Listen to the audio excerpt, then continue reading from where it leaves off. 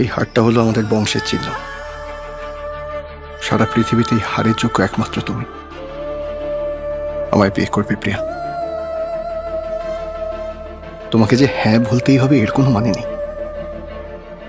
কিন্তু তোমার উত্তর যদি হ্যাঁ হয় তাহলে এই হারটা এক্ষুনি আমি তোমার গলায় পরিয়ে দেব। আর যদি তোমার উত্তর না হয়